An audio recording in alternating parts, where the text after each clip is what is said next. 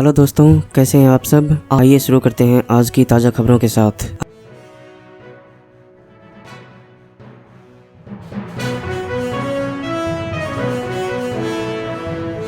अगले हफ्ते से भारत में मिलेगी रूस की स्पुतनिक वी वैक्सीन। जुलाई से भारत में होगा उत्पादन। पूरा देश कोरोना की दूसरी वेव से जूझ रहा है। हर दिन इस वायरस से निपटने के लिए केंद्र हो या फिर राज्य की सरकारें दोनों हर संभव कोशिश कर रही हैं। इस बीच वैक्सीन को लेकर एक बड़ी अच्छी खबर आई है। अगले हफ्ते से स्पुतनिक का टीका लगना शुरू हो जाएगा। इससे वैक्सीन का इंतजार कर रहे लोगों को बड़ी राहत मिलेगी। वहीं जुलाई से देश में स्पुतनिक का प्रोडक्शन भी शुरू हो जाएगा। बता दें कि पूरे देश में अभी तक करीब 18 करोड़ लोग वैक्सीनेट हो चुके हैं।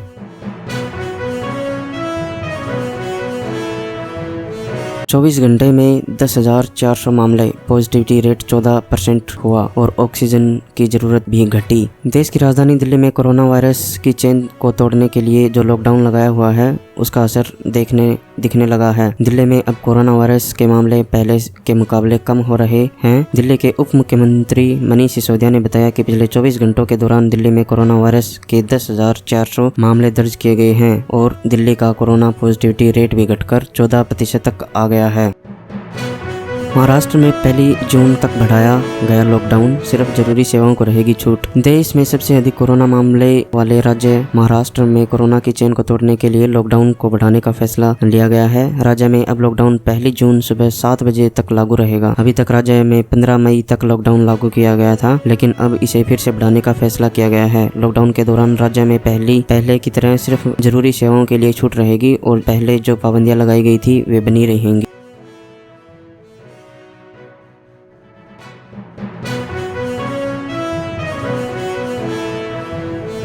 बीबीसी की तस्वीरें, आखिर कब तक सुधरेंगे हालात। मेडिकल अस्पताल के बाहर दम तोड़ रहे मरीज। मेरठ शहर की चिकित्सा व्यवस्था पूरी तरह से चौपट हो गई है। मेडिकल कॉलेज और जिला अस्पताल में मरीज इलाज कराने के लिए भटक रहे हैं, लेकिन कहीं उन्हें राहत नहीं मिल रही। मेडिकल कॉलेज के बाहर बुधवार को फिर एक महिला की मौत हो गई। उसका बेटा और बेटी 2 घंटे तक इमरजेंसी में भर्ती कराने के लिए भटकते रहे, लेकिन किसी ने उनकी मदद नहीं की। वहीं कोरोना की जाँच रिपोर्ट भी समय पर नहीं मिल रही है। इससे जाँच कराने वाले व्यक्ति के परिवार को भी संक्रमण की चपेट में आने का खतरा बना हुआ है।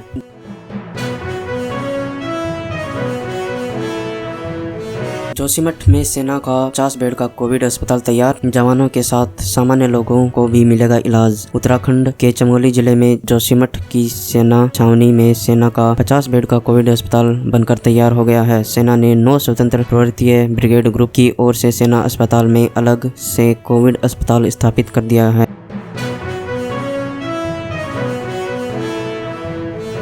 गंगा में मिले शव, प्रियंका गांधी बोली अकल्पनीय पीड़ा से गुजर रहे लोग, मामले की न्यायिक जांच हो। कांग्रेस नेता प्रियंका गांधी वाड्रा ने उत्तर प्रदेश में गंगा में बहते शव मिलने के मामले में उच्च न्यायालय के न्यायाधीश की अध्यक्षता में जांच कराने की गुरुवार को मांग की और कहा कि जो हो रहा है वह अमानवीय एवं आपराधिक है। उन्होंने ट्वीट किया, उत्तर प्रदेश में जो हो रहा है वह अमानवीय एवं आपराधिक है। सरकार छवि बनाने में व्यस्त है, जबकि लोग अकल्पनीय पीड़ा से गुजर रहे हैं।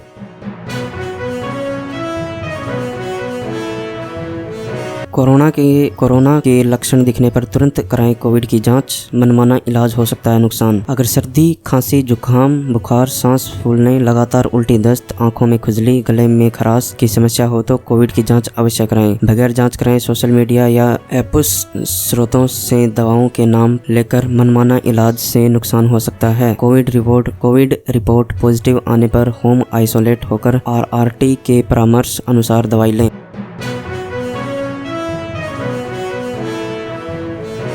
ग्रेडिंग के आधार पर दर्शाया जाए 10वीं कक्षा के विद्यार्थियों का रिजल्ट, शिक्षा बोर्ड वीडियो सदस्यों ने दिया सुझाव। हिमाचल प्रदेश में 10वीं कक्षा के विद्यार्थियों को प्रमोट करने के लिए इस बार उनके अंक नहीं बल्कि ग्रेडिंग मार्कशीट पर दर्शाई जाए। साथ ही हिंदी विषय के पेपर की उत्तर पुस्तिकाओं का मूल्यांकन कर मिले अंकों को आधार बनाने की सलाह BOD सदस्यों ने बोर्ड को दी। गुरुवार को वीडियो कॉन्फ्रेंसिंग से हुई बैठक में BDO के सदस्यों यह सुझाव बोर्ड प्रबंधन को दिया। जयपुर में वैक्सीन खत्म, लेकिन सेंटर्स पर उमड़ी भीड़। दिल्ली में भी कोवैक्सीन की किल्लत। कोरोना की बढ़ती समस्या के बीच देश में इस वक्त वैक्सीन की भारी किल्लत हो रही है। दिल्ली, महाराष्ट्र, कर्नाटक समेत कई राज्य वैक्सीन को रोकने पर हुए हैं, तो वहीं राज्य और केंद्र सरकारों के बीच तकरार भी जारी है। इस महासंकट के बीच सबसे अधिक परेशानी आम लोगों को हो रही है, जो घंटों तक पहले कोविन ऐप पर अपने स्लॉट का इंतजार कर रहे हैं, जबकि नंबर आने पर भी टिक्का नहीं लगवा पा रहे हैं।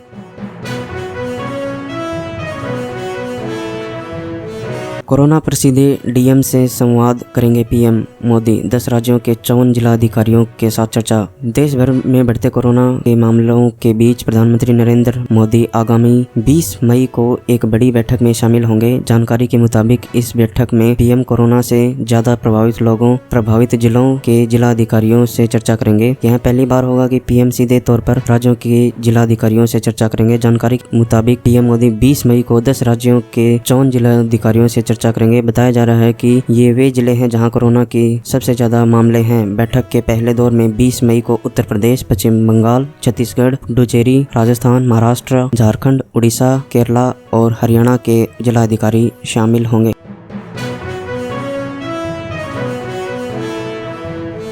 कोरोना से माता पिता की मौत पर बेसहारा बच्चों को मिलेगी पेंशन। सीएम शिवराज का ऐलान। मध्य प्रदेश में कोरोना के बीच कई ऐसे परिवार हैं जिन्हें कोरोना ने जिंदगी भर का जख्म दे दिया है। ऐसे कई परिवार हैं जिनमें कोरोना की वजह से माता पिता और अभिभावकों की मौत हो चुकी है, जिसके चलते बच्चे बेसहारा हो गए हैं। ऐसे बेसहारा बच्चों के लिए अब मध्य प्रदेश सरकार ने बड़ा फैसला लिया है। मध्य प्रदेश के मुख्यमंत्री शिवराज सिंह चौहान ने गुरुवार को घोषणा की है कि ऐसे बच्चे जिनके परिवार से पिता अभिभावक का साया उठ गया, घर में कोई कमाने वाला नहीं है, ऐसे परिवारों को 5,000 प्रति माह पेंशन दी जाएगी।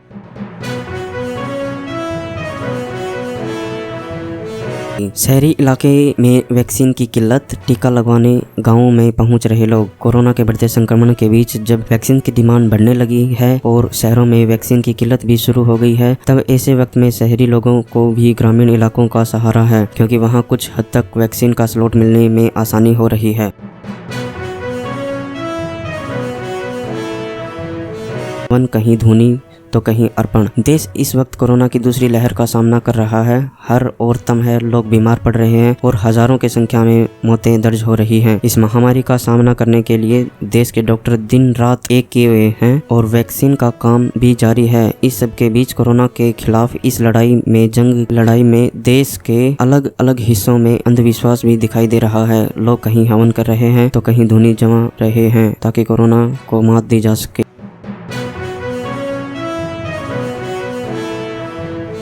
दिल्ली में अब ऑक्सीजन की किल्लत नहीं। सिसोदिया बोले, हमारे कोटे से दूसरे राज्यों को दे केंद्र। कभी ऑक्सीजन के लिए जूझ रही दिल्ली में अब हालात कुछ हद तक सुधरने लगे हैं। इसकी झलक इसी बात से मिल जाती है कि राज्य सरकार ने केंद्र सरकार को लिख अपील की है कि अब उनकी जरूरत कम है। ऐसे में अतिरिक्त ऑक्सीजन किसी अन्य राज्य को दे दी जाए। दिल्ली के उप मुख्यमंत्री मनीष सिसोदिया ने गुरुवार को एक प्रेस कॉन्फ्रेंस में इसकी जानकारी दी।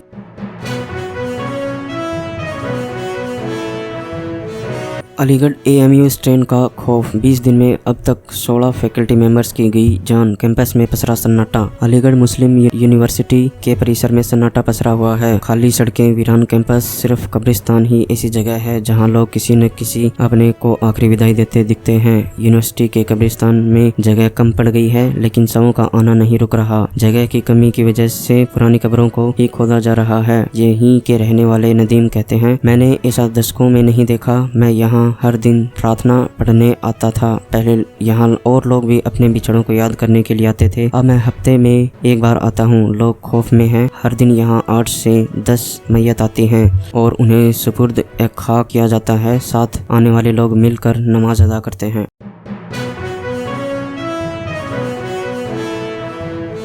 UP board exam 2021। UP board 10वीं 12वीं की परीक्षाओं पर 20 मई के बाद फैसला संभव। यूपी बोर्ड 10वीं 12वीं की बोर्ड परीक्षाओं को लेकर राज्य सरकार आगामी 20 मई का फैसला ले सकती है। हिंदुस्तान टाइम्स अनुसार प्रदेश के उप मुख्यमंत्री दिनेश शर्मा ने बुधवार को कहा कि राज्य सरकार 20 मई के बाद यूपी बोर्ड और यूनिवर्सिटी डिग्री कॉलेज परीक्षाओं पर निर्णय लेगी। उन्होंने कहा कि अधिकारियों की मुख्यमंत्री आदित्यनाथ के साथ बैठक के बाद इस संबंध में फैसला लिया जाएगा।